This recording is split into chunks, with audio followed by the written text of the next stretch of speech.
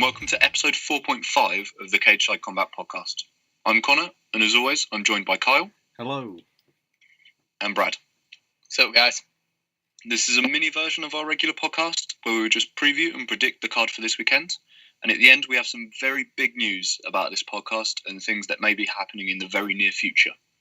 So we'll start by looking at the current standings in the podcast prediction table. In last place is me with 17 points. And joint first is Kyle and Brad with 18 points. So it's very close at the moment. I will be top, I promise. Sure you will. So, looking to the card this weekend, and before we speak about the card, I feel we have a mini Brad's beef coming on. Because the guest fighters were announced. There's Paige Van Zandt, our hero, and the icon of this podcast, Aaron Till, and Michael Bisping. And we pretty much all agreed that this was better than the actual card. Yeah. So, how do you feel about all this, Brad? Well, I just don't understand why they didn't capitalise on the opportunity. Like, I guess, like, we don't see the behind the scenes of what happens in the matchmaking, and perhaps, you know, there was the rumours of the Bisping, Rashad Evans, of the Bisping Belfort, there was Darren Till versus Gunnar Nelson, and none of these materialised. I guess there's a reason, but I'm just not seeing it. All I see is a pretty... I mean, I'm always reluctant to say a card's bad because it's often these ones that turn out to be amazing. And there is a lot of potential to have a lot of finishes and a lot of sweet submissions. But at the end of the day, you pay the same amount of money, whether the big names are on it or not. And I know it's not the be-all and end-all of it. But at the same time, like, there's two fighters on that card in Verdum and Manowar that are actual pay-per-view fighters, like Blachowicz and Volkov. Volkov's got a good potential, especially like with his finisher Struve, but I don't know, I just think it's disappointing. Like I said, the guest fighters actually could pull better numbers if they just did a live stream than this could get on Fight Night. Yeah, no, I agree completely with that, because if any of you follow us on Twitter, you would have seen just us, each announcement, just moaning that it couldn't get any worse for us, not getting tickets. And then they announced Till, and then they announced Bisping.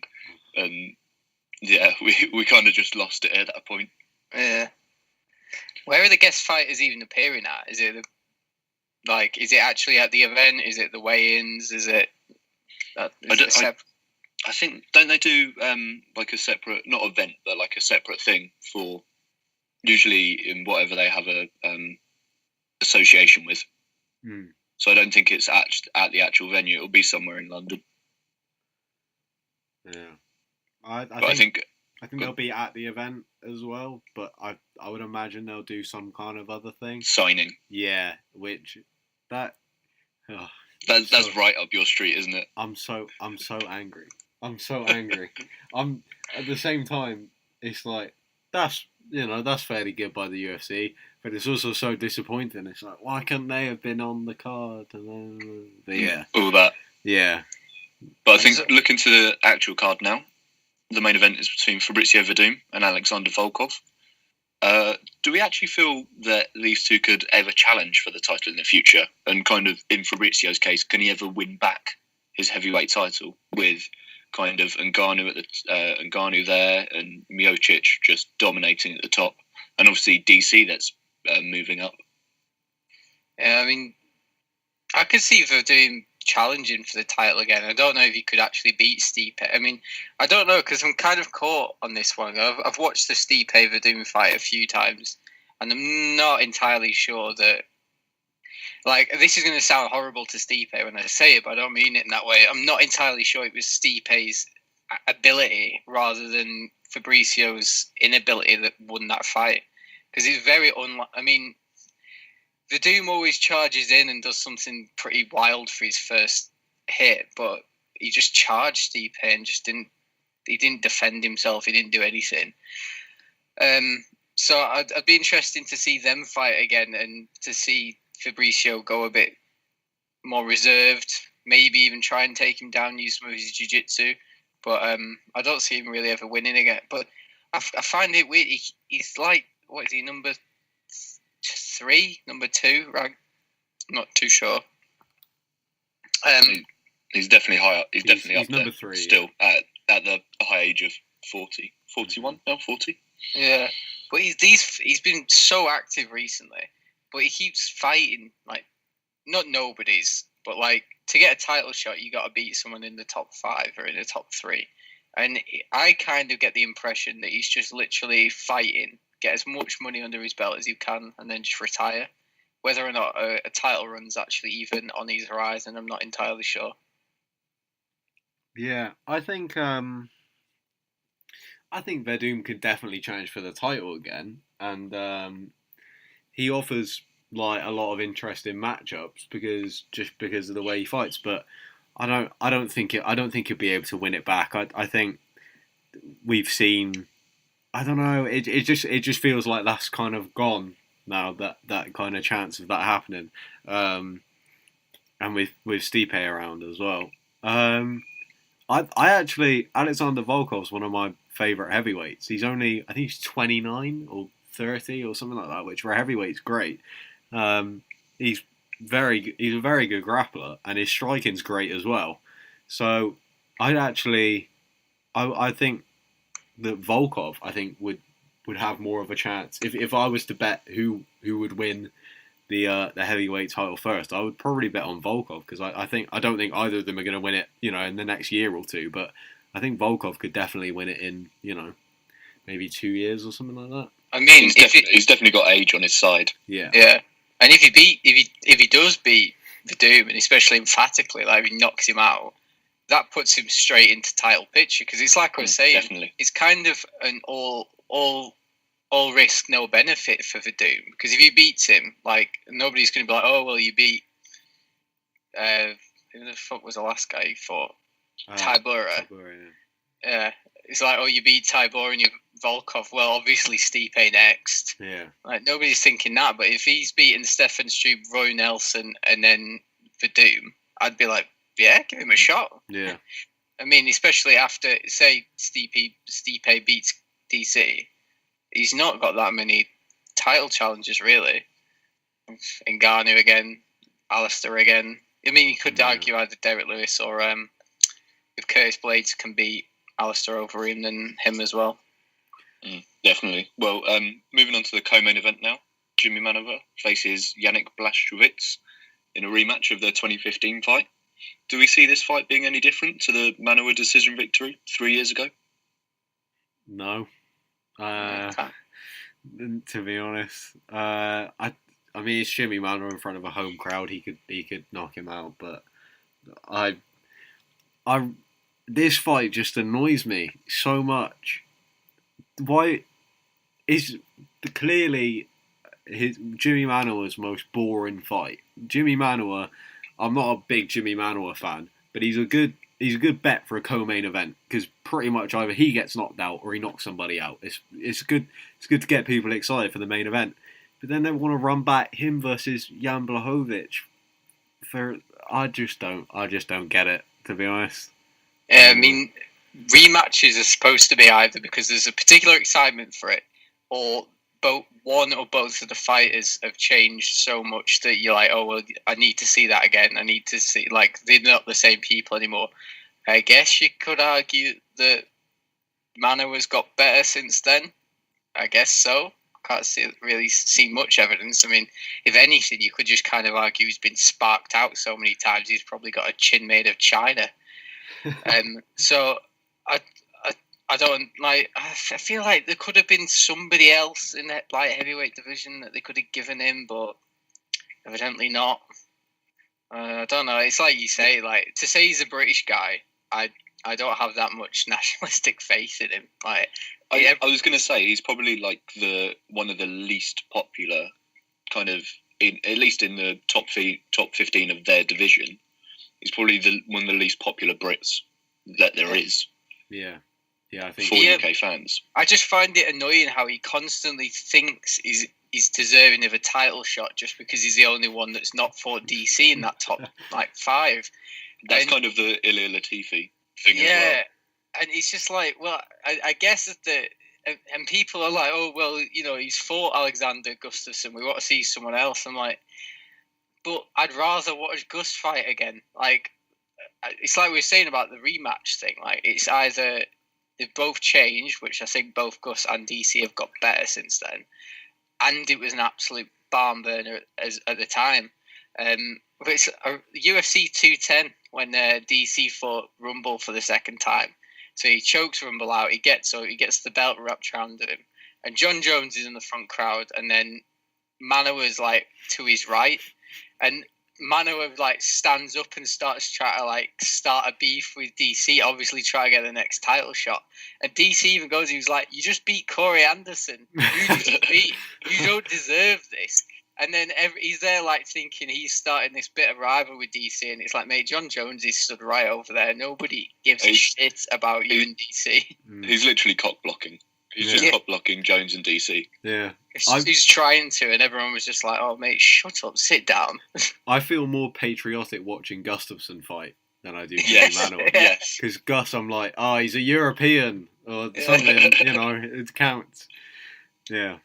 I feel more patriotic watching Karolina Kowalkiewicz, and she's from Poland. She's one of our own. Yeah, she really is. Manoa were like, no, you can have him. Like, but as you can hear, we're not too hyped for the cards so far. But as Brad said, you can't judge an MMA card ever because you never know what's going to happen. But are there any hidden gems on the card that we think? Leon Edwards and Peter Sabata, that's probably going to be pretty good. As an opening fight, definitely. Yeah. Cajun Johnson, I've seen him fight before and he was not bad. There's a few Eastern Europeans on the cards and they just seem to be on the up and up at the minute. Like, there's a guy called Magomed Ankalaev, and I've not seen him fight, but he's just, anyone called Magomed is a hard prick, so. That's fair enough. Really, really high level insight from us. That's the universal rule, yeah. This is why people come to us for that insider information. Definitely. Jack Marshman as well, former Cage Warriors middleweight champion. He's so like, whenever someone comes through Cage Warriors, I always sit up and take notice because it's a pretty good UFC feeder organisation. We have so many like great fighters that started off there, so I'd keep an eye on him as well. I think he's the only Welshman in the UFC as well. No, the guy who got the calf slicer submission. Yeah, that was him. Wasn't that him? No, different guy. Can't remember his name. Brett Johns. Brett Johns. Because I always get him confused because there's another guy from Birmingham called Tom Brees. Oh yeah.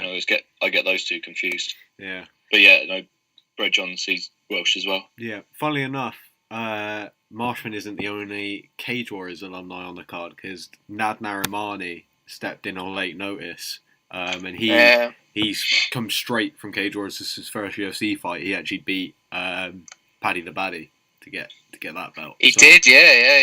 So there's another one. Stevie Ray's from Cage Warriors. I'm pretty sure. Yeah. Where did he come from? Yeah.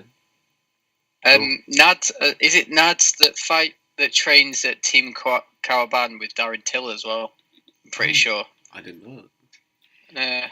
Pretty sure it's his teammate. I'm not entirely sure, but if he fights with him, and I know Till trains with all heavyweights, so if there's a lightweight guy training with him, he's probably jacked to the gills. Yeah. The Stevie Ray Cajun Johnson one should be really good. And I was doing a little bit of research just before we started this on. Don't lie, we never do research. just literally because I didn't know a lot about a lot of the people on this card. Just having a quick look, and the fight on the main card between, I'm gonna butcher this name because he's from France, Tom Duquesnoy. Duquesnoy. I didn't really know much about him. I think I've seen him fight before, but I just couldn't remember. And did a bit of research on him, and I'm looking forward to that fight now, to be honest. But I actually think Verdum versus Volkov is a pretty good main event. I like that matchup, and like I said, I like Alexander Volkov. So it's just I can't get past the fact that it's not an English person being the main event in London. So despite the fact that if that was like a Brazil fight night, I'd be like, oh yeah, that's a good headliner. I can't get past that initial rage and disappointment. So it's struggling to get me motivated. I mean, when I was still intending to go, the thought of seeing Fabricio Verdum live was still pretty good. You know, like I was like, oh yeah, you know, it's not the best, but like Christ, there was a minute where we were like, Manoa versus Blachowicz is going to be the main event, and I was like, Jesus we had Christ. another Struve versus Arlovski. The people's main event. Yeah. So like the moment that was announced, I was like, thank fuck for that. Like at least we've got someone that's not Manoa. So it is a good thing. I'm slightly terrified that Verdum's just going to go to his jiu-jitsu because Volkov's so tall and those massive, because he's really lanky. And those long limbs are just, you know, they must look like a roast dinner to Verdum. I'm just going to crank them limbs until he screams. If he stand and train, which for such an accomplished grappler, Verdum does. Mm-hmm. He's not afraid to stand and box with someone, and he's a pretty versatile striker as well. He's got really good Muay Thai. So if he stands and strikes with him and just end up in a slugfest, he could be pretty sick. I'm just scared he's going to have a tentative poke at him with his striking, and then he's just going to be like, I'll sack this. I'm just going to drag him to the floor and submit him. I'd be really excited if Volkov comes out and starches him. So like I said, if you could beat him and then, I don't know. I think if this fight goes longer than 2 or 3 rounds, then it won't be amazing. But I think if they kind of go all for it in the first few rounds, then I think we could have a great fight. Which, you know, Verdum does tend to do. I mean, his fight with Tabura was his first 5-round fight in a hell of a long time. You know, Verdum's not one that's so scared to come out and absolutely cane it, so it could be all right. This is where we sit here and criticise, and then we watch it, and it's like, that was the greatest fight night in the history of the UFC. Yeah. Yeah. And I really hope it isn't, because we didn't get tickets. Yeah. The London ones always, like, even if they're not great cards, they always seem to deliver. Just the atmosphere and stuff gets the fighters going, and they're always really good fights. So, yeah, I feel like that one might come back to bite us. I kind of wish I was in the crowd just so I could shout at Fabricio Verdum that he robbed Cain Velasquez, but I don't know if that's worth the price of admission. Yeah, he knocks out Volkov, and then out of nowhere, Kyle comes flying into the crowd. You still haven't got over that, have you? Still haven't got over that. No, he cheated. It's not fair. Pretty sure it's Kane that asked for it to be in Mexico City as well, so you can't even claim that it was Verdum that cheated. But in just over 2 months, Bellator 200 takes place in London. Another card in London, and I know that, Kyle, you've spotted some similarities. We've already spoken about one of them, about how the main events not featuring UK fighters. Mm-hmm. But what other similarities have you seen? Well, I've been thinking about this a fair bit lately, because I think it is Bellator's that it was their idea to try and do this. But you know, they've both got similar main events with heavyweights. Obviously, Bellator tend to go for like the more well known, because I think, you know, Krokop versus Nelson is more to a casual fan. They know that, whereas Verdum versus Volkov, I don't think is as appealing to a casual fan. But then they both got Manoa versus Blachowicz, which is, you know, a fairly like big fight in terms of, you know, it's two of the higher ranked guys, and then you've got, obviously, for Bellator, they've got the Gegard Mousasi fighting for the title. Interesting thing, just to quickly butt in, was when I went the last UFC London, when it was Anderson Silva Bisping. Mm-hmm. I was there, and Mousasi was in the co-main event. Oh yeah, and his fight was so boring. He got heavily booed by everyone. Wow. And then ended up making signs to the crowd, making gestures to the crowd. So I wonder what his return to London is going to be like. But he fought UFC. Was it 204? Was it 204? Bisman Henderson. Yeah. In Manchester. Because he fought then, and if I can remember rightly, that was a pretty decent fight. Yeah, battered Vitor. Vitor? Yeah. So like he seems to have some weird affinity to British MMA, which is quite strange, being like a Middle Eastern American fighter. I wonder what his connection is to it. But, I like Gegard Mousasi. I was actually quite sad that he went to Bellator. Yeah, same. It seemed like he was developing loads as well when he left. Like, he started to come out of his shell a bit just as he left. Yeah. Like, he's hilarious. I love Gegard Mousasi. He's so, like, blunt and just like, well, what are you going to do? But, like, he's I'd great. like to take credit for that and for that humour coming out, because I was one of those fans that booed him. So Wow. you're welcome. Wow. If you're listening, Gegard, For that blunt humour. we do have Connor's address if you want it. No, I'm happy he's fighting for the title, because he's who was it he fought in his Bellator debut? It was some Russian guy, wasn't it? The guy's name, Luchinsky, something like that. Alex Luchinsky, sounds familiar. Probably making that up. But I mean, that was a fucking wall that everyone just. I mean, it started moving from the UFC into Bellator, and everyone's like, "Oh yeah, it's going to be a piece of piss," and then they get there and they're like, "Oh Christ!" It's like it was Alexander Shlemenko. Yeah, I was well off. But I mean, just before that, he has got a fucking ridiculous record. I've just looked at it now, 43-6. Been fighting forever. Like, he doesn't even look that old. How old is he? 32. When did he start fighting? Yeah. He's 3 years old. 2003. That's 15 years ago. 17. Christ. 17? Yeah. When I was looking at these cards, I just, like, it feels like the UFC's plan, if it had worked out, would have been very similar to Bellator's one. But it feels like Bellator have just, at least, apart from, for me, I much prefer Verdum versus Volkov than Krokop versus Nelson. But that's just me. But it's Krokop. But it's not. It's Krokop. And they don't even have proper head testing. He only has to test on the day. He can be juiced as much as he wants. I don't know. I don't understand why people get excited for Roy Nelson fights. I'm sorry, I don't. I like Roy Nelson, and he's a great character, but he's going to wrestle Krokop, and it's not going to be very fun. But do you remember Krokop Gonzaga 2 with those elbows from Krokop? They were nasty. And I'm always just excited in case Nelson wins and he can just rub his belly on the side of the octagon again. We've spoken about how much that scarred me. I don't want to bring it up again. Yeah. I got my mate a birthday card with that picture on the front because I was calling Roy Nelson. That's horrific. I was going to say, that's a really bad friend. Yeah. I call him Big Country. He loves it, honestly.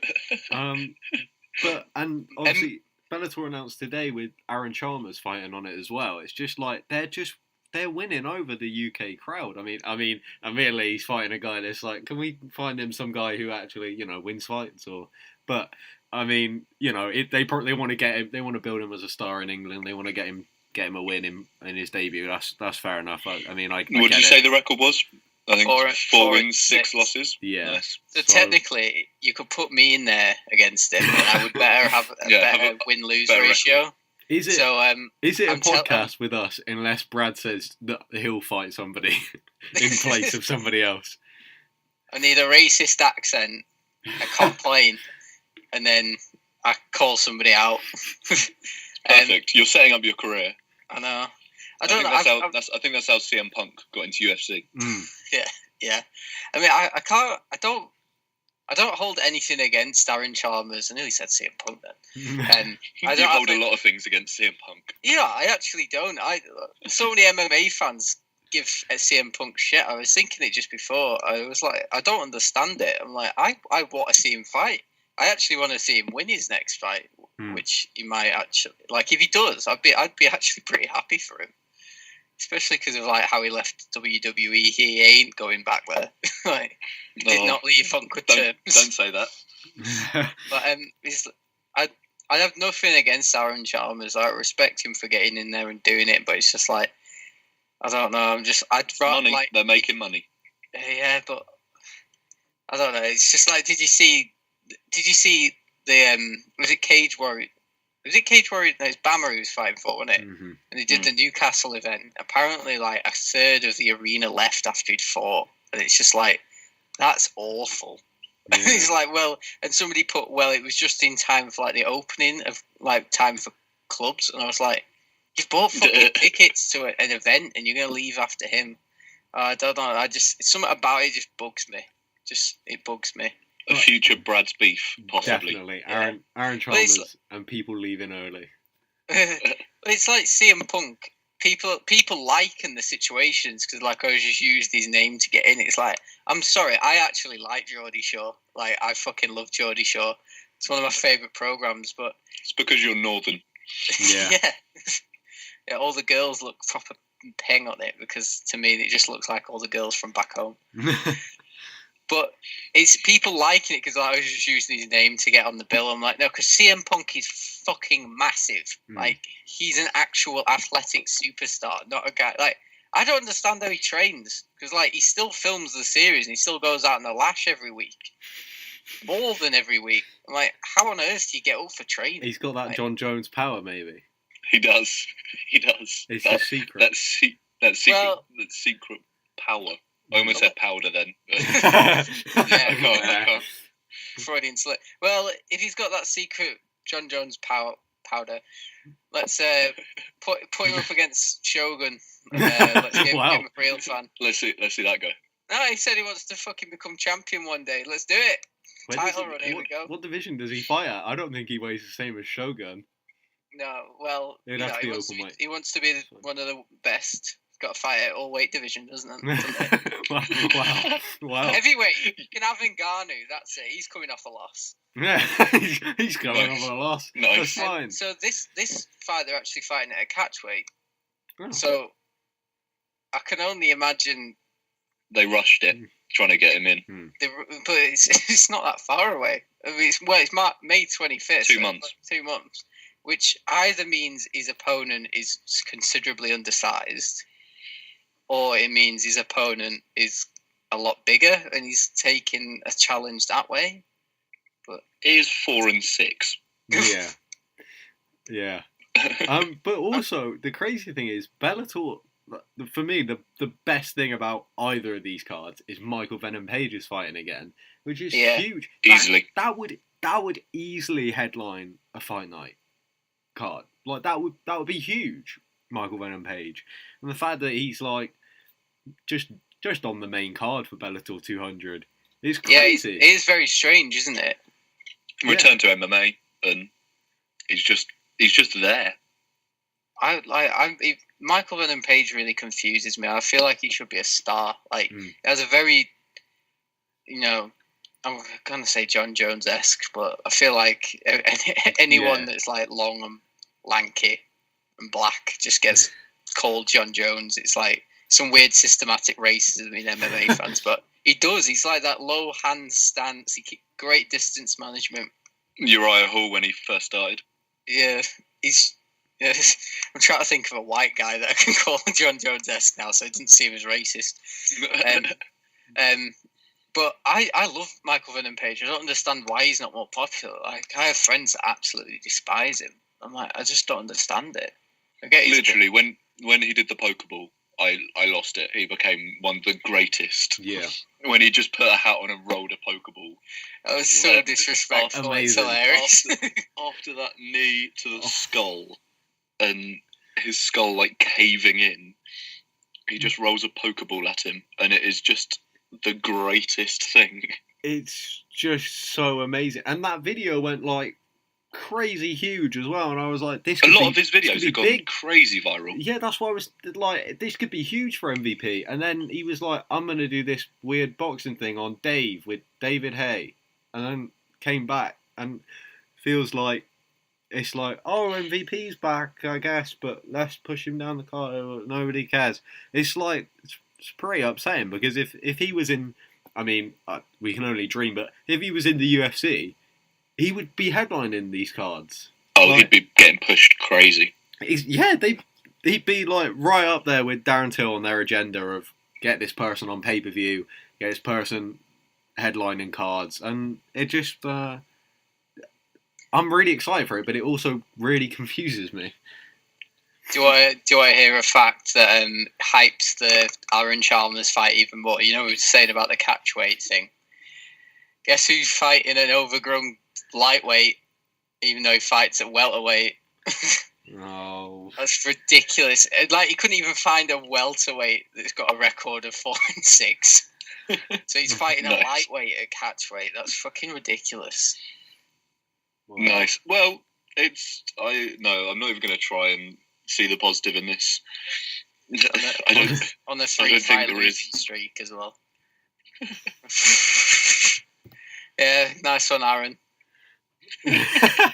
I mean, on one hand, I give full respect to Aaron Chalmers, because not only is he just doing it, I just really like the way he's done it. Like, he went into Bama and just started winning fights. But it's, it's like, if you're gonna come up to Bellator, which are like that's like the top level of MMA. It's like, do we really have to feed him people to build his? What if he loses? If he loses, what if he loses? I'm gonna have to watch that fight now. Yeah, but I think you get more hype if you lose to somebody and it's a decent fight, and then you come back. Like, fighting these people, and he's like owning them, because I mean, like, the thing that annoys me the most about it is clearly he's pretty talented. Yeah, like he's got quite a few knockouts. Did he get one of them was a submission, wasn't it? Yeah, I think so. I think was it some Americana. So that was his debut, all in first round. Wow. So it's like, right, get somebody good. Like, let's have a proper war. But he's just, you can tell they're scared to just spunk the star, and you just want him to become like this undefeated legend. And can't wait for his next fight when he has a catchweight with a fucking bantamweight. He'll be the first person to fight Demetrius Johnson. He'll get there before TJ does. Yeah, right. I'd actually back that. Catchweight, 160 pounds. Mighty Mouse can weigh in at 125 and still absolutely batter him. So, moving back to the UFC London cards, we will move on to our predictions. This time, after a lot of moaning last episode, I will go with my Verdicts MMA predictions. And shout out to the guys at Verdicts MMA for messaging us, because that was slightly crazy. The best. But all three of us use the app, and you can follow us and predict with us on there. And we use the same Twitter handles, so just find us via that. First match of the card, Leonard Edwards versus Peter Sobotta. Brad, who do you have and how? I'll go with Leon Edwards. How am I scoring this? Leon Edwards, second round TKO. That's what I'll go with. Kyle? I'm going to go Leon Edwards, third round TKO. And I've gone with Leon Edwards, second round TKO. Oh, we've got Edwards there. Tom Dukensoy? No. Butchered that name. Yeah. Dukensoy. Versus Terrion Ware. Brad, who do you have?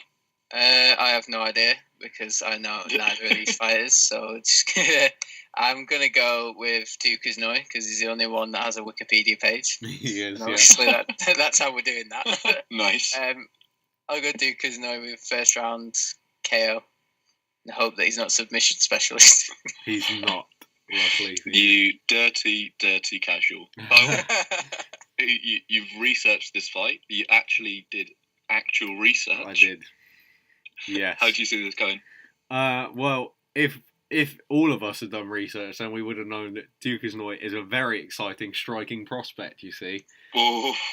And he's won multiple awards for like MMA Prospect of the Year and stuff. Like, people are really high on this guy. So I'm gonna also, somehow Brad has just picked this out of the air, but I'm gonna say that he gets a KO in the first round as well. These are just my supreme MMA instincts. He just knows these things. I'm going to go Dukensoy by decision.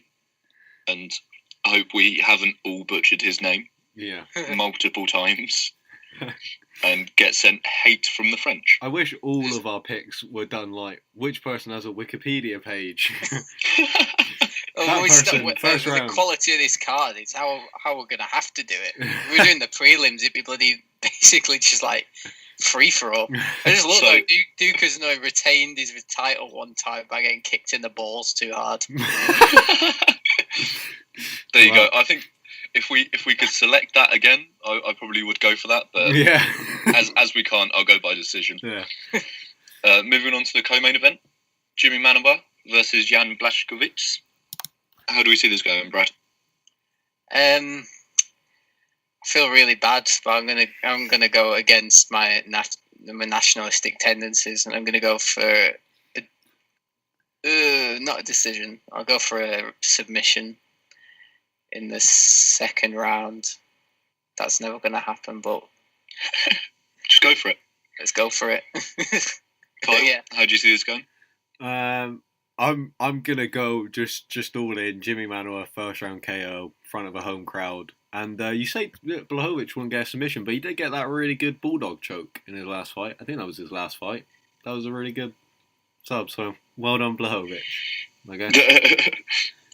And I also went all in on Manuwa and said Manuwa KO first because we just want this to be okay. We just want this to be a good card and at least have some excitement. I'm thinking like I just can't help but think when you have these like nobody's versus top of division like regulars. I just can't help but root for the underdog because I just want that division to be more exciting. Because now DC's out of it, like, who the hell's in there? Should we look back to Cyborg Kunitskaya and look at your predictions then? Also, hey, she nearly got that submission.